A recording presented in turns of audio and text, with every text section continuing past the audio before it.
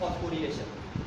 You know that the most of the energy released during oxidation of glucose into carbon dioxide is retained in the reduced form of coenzyme NADH and FADH2 released during TCA cycle. तो basically जो TCA cycle के दौरान glucose के oxidation में जो energy release होती है वो रिड्यूस्ड कोएंजाइम के फॉर्म में NADH और FADH के फॉर्म में स्टोर्ड कर दी जाती है। इसके फॉर्म में NADH और FADH2 के फॉर्म में स्टोर्ड कर दी जाती है। जब भी सेल्स को जरूरत पड़ती है एनर्जी की तो वो इसको ऑक्सीडेटिवली फॉस्फोरिलेट करके इससे एनर्जी को जो है वो एटीपी बनाता है और फिर इसको यूज करता है। इसके दौरान ऑक्सीडेटिवली फॉस्फोरिलेट करके उसको एटीपी बनाता है और उसको यूज करता है। तो इसलिए ऑक्सीडेटिव फॉस्फोरिलेशन को हम लोग बोल सकते हैं कि it's a simple energy conversion process. There are multiple enzyme complex involved in this process. There are multiple enzyme complex involved in this process. अगर देखा जाए तो इस एनर्जी कन्वर्जन प्रोसेस को हम लोग दो पार्ट कर सकते हैं। इसमें दो पार्ट इन्वॉल्व होते हैं। पहला electron transport chain, and then enzyme complex 5 as ATP synthesis.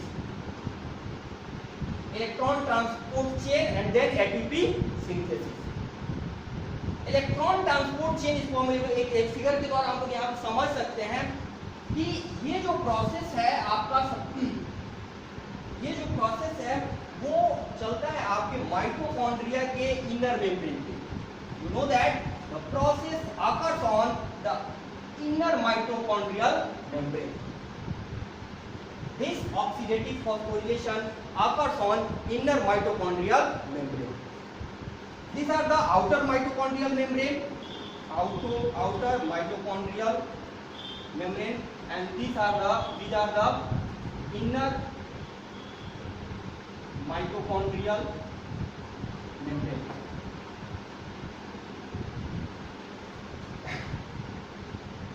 You know that there are multiple enzymatic complexes. First enzymatic complex is complex 1, complex 2, यहाँ पर हम लोग 3 लिखते हैं, अभी देखेंगे क्यों यहाँ पे 3 लिख रहे हैं हम लोग। complex 4 and finally in the electron transferred to O2 to form H2O. and हर एक एंजाइमेटिक कॉम्प्लेक्स जो है वो मैट्रिक्स से प्रोटॉन को पंप करता है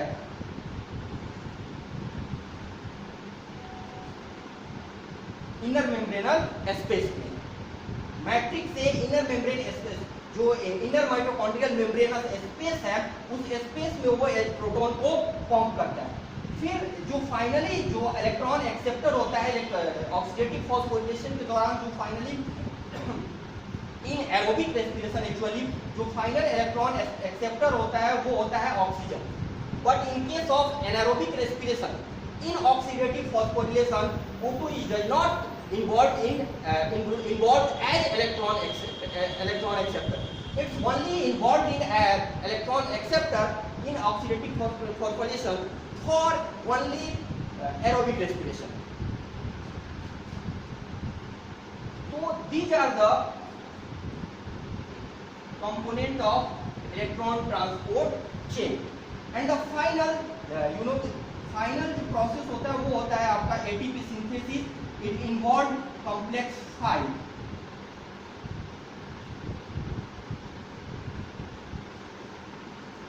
It's pump proton from inner mitochondrial space to matrix. It's called mitochondrial matrix. ये जो है आपका एटीपी सिंथेस है। तो ये जो प्रोसेस है हमने आपको बताया कि दो तरह इसमें इलेक्ट्रॉन ट्रांसपोर्ट चेन और एटीपी सिंथेसिस इन्वॉल्व होती है, जो होल प्रोसेस कहलाता है ऑक्सीडेटिव फॉस्फोरिलेशन। ऑक्सीडेटिव और फॉस्फोरिलेशन, ऑक्सीडेटिव वर्ड है यूज किया जाता है यहाँ पे, ये NaDH और FADH2 इन दोनों का ऑक्सीडेशन होता है। Oxidation in the sense loss of electron, loss of electron. और यहाँ पे एडीपी का फॉस्फोरिलेशन होता है, जिससे फाइनली यहाँ पे आप लिख सकते हैं ADP plus inorganic phosphate to form ATP. तो फाइनली एटीपी का फॉर्मेशन हो जाता है इन द माइटोकॉन्ड्रियल मैट्रिक्स। तो यहाँ पे हम लोग चर्चा करेंगे कि कितने एक NADH से चाहे एक FADH2 से कितने एटीपी का निर्माण होता है, ये मैकेनिज्म कैसे चलता है, और फाइनली कितने एटीपी का निर्माण आपके माइटोकॉन्ड्रियल मैट्रिक्स में होता है और कैसे होता है। तो यहाँ पे सबसे पहले हम लोग देख रहे हैं कि इलेक्ट्रॉन ट्रांसपोर्ट चेन में complex 1, complex 2 and complex 3 and complex 4 involve. लेकिन इलेक्ट्रॉन ट्रांसपोर्ट चेन में 3 नहीं बल्कि 4 कॉम्प्लेक्स मौजूद होते हैं। Complex 1, complex 2, complex 3 and complex 4। लेकिन NADH के ऑक्सीडेशन के दौरान सिर्फ 3 एंजाइमेटिक कॉम्प्लेक्स पार्टिसिपेट करते हैं, कॉम्प्लेक्स 1, कॉम्प्लेक्स 3 और कॉम्प्लेक्स 4। जबकि FADH के ऑक्सीडेशन के दौरान 3 एंजाइमेटिक कॉम्प्लेक्स पार्टिसिपेट करते हैं, पहला enzyme complex 2, complex 3 and complex 4। FADH2 के ऑक्सीडेशन के दौरान कॉम्प्लेक्स 1 पार्टिसिपेट नहीं करता। ये मैकेनिज्म हम लोग देखेंगे। यहाँ पे जो इलेक्ट्रॉन का ट्रांसफर होता है NADH2 से जो इलेक्ट्रॉन पास होता है, NADH2 से जो इलेक्ट्रॉन पास होता है एक कॉम्प्लेक्स से दूसरे से तीसरे और फाइनली ऑक्सीजन तक, यहाँ पे जो इलेक्ट्रॉन ट्रांसफर होता है, यहाँ पे एक्चुअली 2 इलेक्ट्रॉन एक बार 2 इलेक्ट्रॉन जो ट्रांसफर होता है उसकी एनर्जी जो होती है काफी हाईली एनर्जेटिक इलेक्ट्रॉन होता है, काफी हाईली एनर्जेटिक इलेक्ट्रॉन होता है। लेकिन ये इलेक्ट्रॉन की एनर्जी ग्रेजुअली डिक्रीज होती जाती है, यानी कि इलेक्ट्रॉन की जो एनर्जी है वो कॉम्प्लेक्स 1 से O2 तक आते आते काफी कम हो जाती है। तो यहाँ पे एक इंपॉर्टेंट पॉइंट ये बनता है कि जो इलेक्ट्रॉन की एनर्जी है वो कॉम्प्लेक्स 1 से O2 तक ग्रेजुअली डिक्रीज होती है। तो पहला पॉइंट हम लोग यहाँ पे नोट करेंगे कि energy of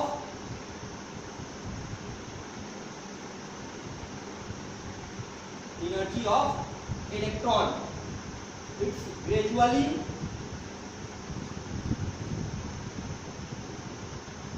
decreased from complex 1, या आप अगर FADH के केस में लिखते हैं तो कॉम्प्लेक्स 2 to O2। यानी कि क्वेश्चन ये भी अगर क्वेश्चन ये पूछता है कि इलेक्ट्रॉन की एनर्जी डिक्रीज होती है इंक्रीज होती है, तो एनर्जी जो होती है वो डिक्रीज होती है कॉम्प्लेक्स 1 से ऑक्सीजन तक आने में। बात आती है कि एनर्जी डिक्रीज क्यों होती है और जो एनर्जी लॉस होती है वो कहाँ पे यूज होती है। तो जो एनर्जी लॉस होती है प्रत्येक कॉम्प्लेक्स में जो एनर्जी लॉस होती है वो इस प्रोटॉन को पंप करने में यूज कर ली जाती है इन कॉम्प्लेक्स एंजाइम के द्वारा। एंजाइमेटिक कॉम्प्लेक्स जो यहाँ पे एंजाइम कॉम्प्लेक्स है वो इलेक्ट्रॉन की एनर्जी को, जो एनर्जी लॉस होती है उस इलेक्ट्रॉन की एनर्जी को यूज करते हैं मैट्रिक्स से इंटर माइटोकॉन्ड्रियल स्पेस में प्रोटॉन को पंप करने में। तो यहाँ पे आप लोग नोट कर लेंगे ये जो एनर्जी लॉस होती है वो एक्चुअली इस एंजाइमेटिक कॉम्प्लेक्स के द्वारा प्रोटॉन को पंप करने में यूज कर ली जाती है। तो फाइनली जो ऑक्सीजन को जो इलेक्ट्रॉन मिलता है उसकी एनर्जी जो होती है यहाँ पे जो इलेक्ट्रॉन रिलीज होता है Na2H2 से उसकी अपेक्षा काफी कम होती है, क्योंकि ग्रेजुअली इलेक्ट्रॉन की जो एनर्जी है वो डिक्रीज हो जाती है। इस प्रोसेस के दौरान आपने देखा कि इस प्रोसेस के दौरान प्रत्येक एंजाइम कॉम्प्लेक्स एक्सेप्ट कॉम्प्लेक्स 2 जो होता है वो प्रोटॉन को पंप करता है। यहाँ पे हम लोग नोट कर दें कि कॉम्प्लेक्स 1 जो है वो 4 प्रोटॉन को पंप करता है, कॉम्प्लेक्स 3 भी 4 को करता है, लेकिन कॉम्प्लेक्स 2 जो है वो सिर्फ 2 प्रोटॉन को पंप करता है, लेकिन कॉम्प्लेक्स 2 जो है वो किसी प्रोटॉन को पंप नहीं करता है। तो ये यहाँ पे ध्यान रखेंगे कि आपका अगला पॉइंट होगा complex 2 does not pump proton from matrix. तो यहाँ पे अगला जो आपका पॉइंट होगा वो होगा कि कॉम्प्लेक्स 2 जो है वो किसी प्रोटॉन को पंप नहीं करता है। इस दौरान जब मैक्सिमम प्रोटॉन पंप कर दिए जाते हैं इनर माइटोकॉन्ड्रियल मेम्ब्रेन के दौरान, तो यहाँ पे एक प्रोटॉन पंप प्रोटॉन ग्रेडियंट बन जाता है। क्या बन जाता है? प्रोटॉन ग्रेडियंट बन जाता है। इधर का जो H+ यहाँ पे बढ़ रहा है, H+ कंसंट्रेशन बढ़ रहा है, तो जो यहाँ पे है, यहाँ पे जो pH है वो पहले की अपेक्षा घट जाता है और इसका pH पहले की अपेक्षा बढ़ जाता है। तो यहाँ पे यानी कि इस प्रोटॉन पंप के दौरान इसका pH लगभग 7 और इसका pH लगभग 8 हो जाता है। यानी कि यानी कि after transfer of electron from complex 1 to oxygen, the pH of inner mitochondrial space becomes 7 and pH of mitochondrial matrix become 8. तो यहाँ पे मैट्रिक्स और इनर माइटोकॉन्ड्रियल स्पेस के pH में 1 यूनिट का डिफरेंस होता है। कितने यूनिट का डिफरेंस होता है? 1 यूनिट का डिफरेंस होता है। इसके अलावा आपके इनर माइटोकॉन्ड्रियल स्पेस का जो मैट्रिक्स पार्ट, जो मैट्रिक्स स्पेस है उसके और जो इनर माइटोकॉन्ड्रियल स्पेस है उसके बीच वोल्टेज ग्रेडियंट भी क्या होता है? वोल्टेज ग्रेडियंट भी होता है। यानी कि pH ग्रेडियंट और वोल्टेज ग्रेडियंट दोनों मिला करके क्या बनाते हैं? इलेक्ट्रोकेमिकल ग्रेडियंट बनाते हैं। क्या बनाते हैं? Electrochemical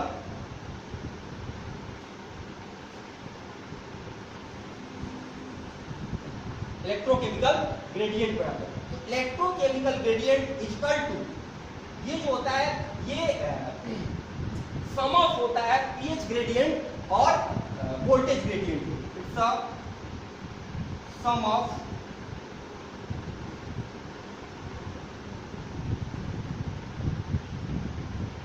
pH gradient and voltage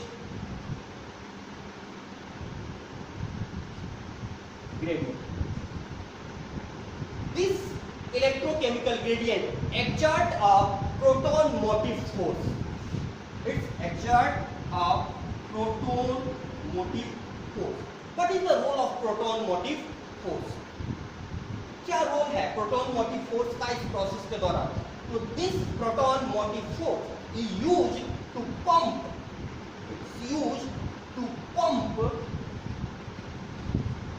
proton from inner mitochondrial space to inner mitochondrial membrane to matrix, mitochondrial matrix. इस ये जो प्रोटॉन मोटिव फोर्स है वो इनर माइटोकॉन्ड्रियल मैट्रिक्स से, इनर माइटोकॉन्ड्रियल स्पेस से माइटोकॉन्ड्रियल मैट्रिक्स की तरफ प्रोटॉन को पंप करने में यूज है। यानी कि यहाँ पे प्रोटॉन मोटिव फोर्स यानी इलेक्ट्रोकेमिकल ग्रेडियंट में दो ग्रेडियंट का कंट्रीब्यूशन होता है, वोल्टेज ग्रेडियंट का और आपके pH gradient.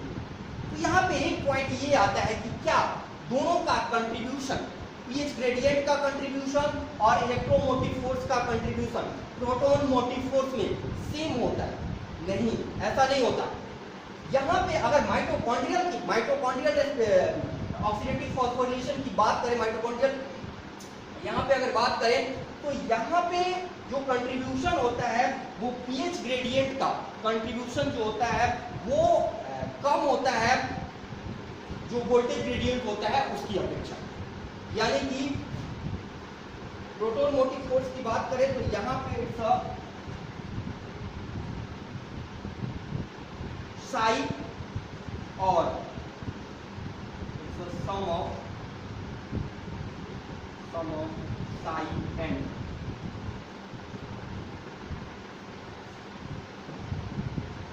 j del pH. J del pH. Psi is the proton motive force exerted by the voltage gradient, and Z del pH is the value of proton motive force arises due to difference between pH gradient between matrix and inner mitochondrial space. If you calculate this value, the value of psi is almost 160 millivolt. And if you calculate this value, the value of Z is equal to 2.3303 RTF, and del pH is the difference between pH of mitochondrial matrix and inner mitochondrial space is the 1 unit. That means 1. So the value is finally calculated almost 59 millivolt. So the final proton motive force is about 220 millivolt.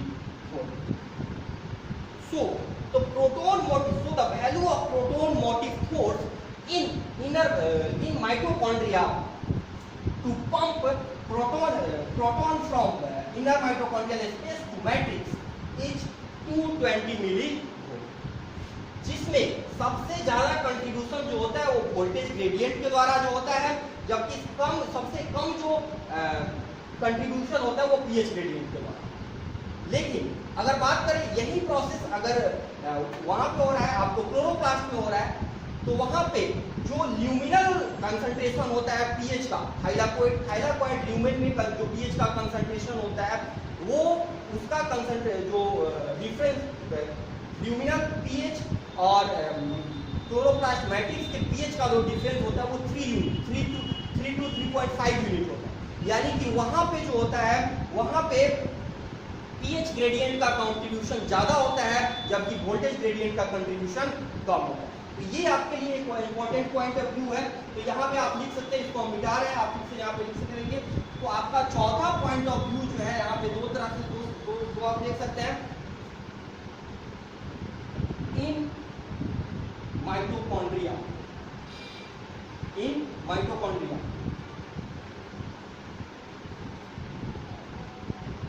contribution in proton motive force, pH gradient is lower than voltage gradient. In chloroplast,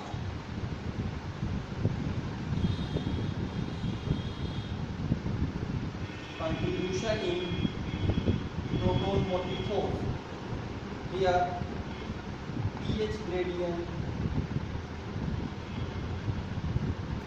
is more than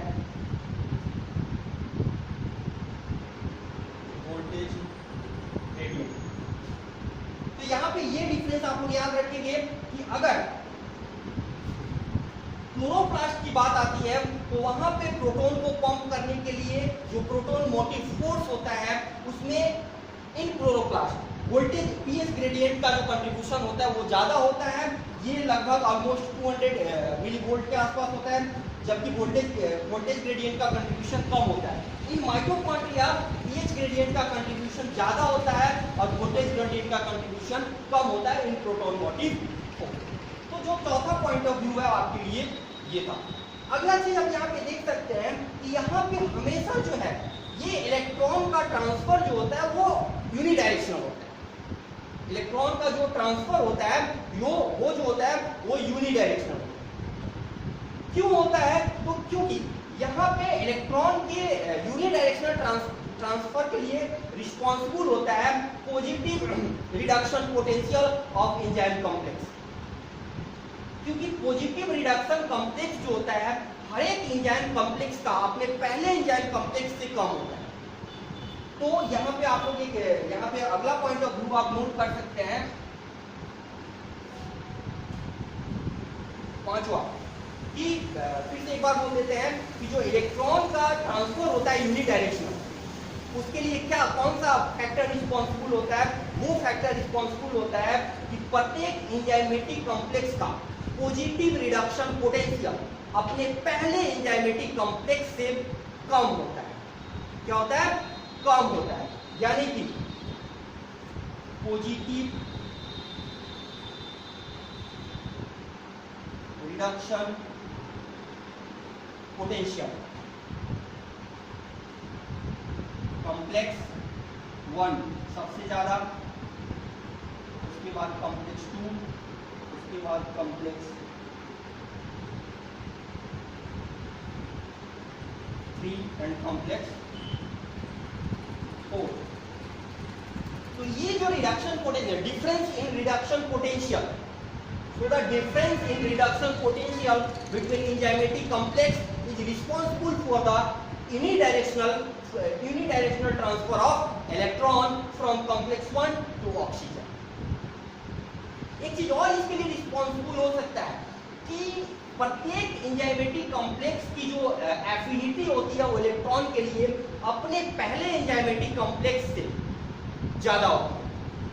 क्योंकि अगर complex 3 की बात की जाए तो complex 3 की affinity जो होती है इलेक्ट्रॉन के लिए वो कॉम्प्लेक्स 1 से ज्यादा होती है, जबकि कॉम्प्लेक्स 4 की इलेक्ट्रॉन एफिनिटी जो होती है वो कॉम्प्लेक्स 3 की अपेक्षा ज्यादा होती है। तो यहाँ पे एक और फैक्टर रिस्पॉन्सिबल होता है डायरेक्शनल फ्लो के लिए कि कॉम्प्लेक्स जो electron affinity of enzymatic complex is greater than two जो अपना पहला एंजाइमेटिक कॉम्प्लेक्स होता है उससे ज्यादा होता है। तो ये सारे कुछ इंपॉर्टेंट पॉइंट थे जो इसेंशियल थे आपके ऑब्जेक्टिव पॉइंट ऑफ व्यू है उसके लिए। तो यहाँ पे अब हम लोग जो देखेंगे वो देखेंगे कि मेकानिज्म क्या है, होल मेकानिज्म इस प्रोसेस का क्या है, यहाँ पे कैसे जो एंजाइम जो होते हैं वो ट्रांसफर होते हैं, FADH2 में क्या होता है, फिर NADH2 में क्या होता है, वो हम लोग एक एक करके अब देखेंगे।